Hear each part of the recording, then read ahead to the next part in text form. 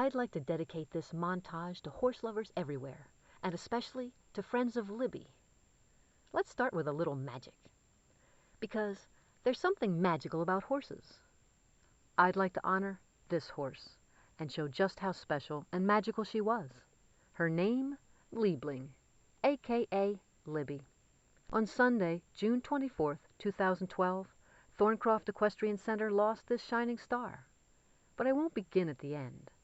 I won't even begin at the beginning when Libby first came to Thorncroft. I'd like to start in a field, a cornfield to be exact, on a crisp, sunny day in March. Just picture yourself walking out to that field with a halter in your hand to bring in a horse for a lesson.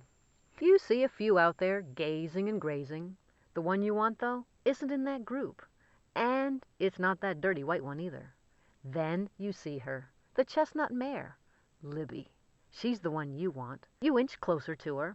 3 steps from her left shoulder, and you have reached the private space of the Queen. It's almost as though you just tripped her silent alarm, because in that moment she makes a half turn, presenting you with the royal backside. You see her looking at you out of the corner of her eyes, as if to say, "Clearly you have not made an appointment with my royal secretary. As you can see, I am not receiving lowly peasants just now. Away with you." But it is chilly out there, and the hay inside is better. When she decides the time is right, she allows you to put the halter on her and walk her to the barn. That's the Libby I knew. She wasn't above hazing new volunteers. She liked to play this turnaround game in her stall when rookies would try to go in and bring her out. I remember one time when I was still new, we made a full circle around her stall. I'd approach, she'd turn away.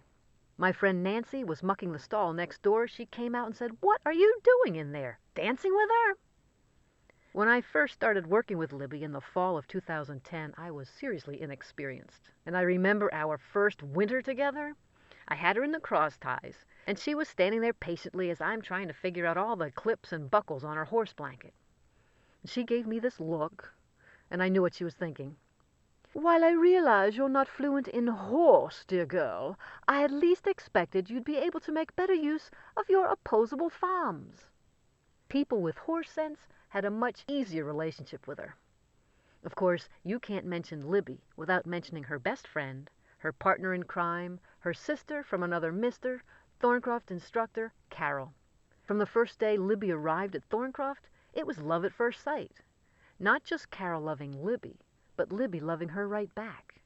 When you have mutual love with a horse, it really is magical. Carol had the pleasure of working with Libby and teaching her what her job was. Through the years, they continued to work together. They went to the Special Olympics at State College together, competed in horse shows together. They even played together. Now, Libby was an alpha mare, which means she had a mind of her own, and in her day, she did step on quite a few toes.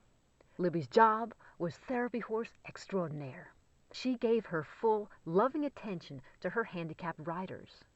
She showed people trapped inside their own bodies how to be free, giving them the experience of movement with ease. When they sat on her back, they sat on top of the world. Libby knew her job so well that she would stop cold in the middle of a lesson if it meant keeping her riders safe. Some of her riders had muscle control issues, and if they were even slightly off balance, Libby would not move until they were safe in the saddle. She just had this intuitive sense of how to keep her riders safe, and they loved her for it. At horse shows, her special needs students were thrilled when they got to ride Libby. For those special students, she really was an angel. When an able-bodied rider got on her back, she knew that too, and then it was playtime. Libby loved to move fast for her able-bodied riders. Or as Sam, our Saturday barn manager, would say, Libby liked to let the wiggles out. She also had her quirky ways too, like the way she would freak out when she'd see the bedding pile outside of the barn. This is what we saw, sawdust and a tarp. This is what Libby saw. Ooh, spooky! And don't get me started on the Christmas decorations on the stall doors. If it was shiny and Libby saw it, you better get it off there or she was not coming in. She also had an itching condition at a place where she couldn't reach, so she loved to have her belly scratched. Libby would plant her hind legs just so you could give her a good scratch, and you knew you found the sweet spot because she would stretch out her neck and wiggle her lips, and you knew she was thinking, ah, yeah.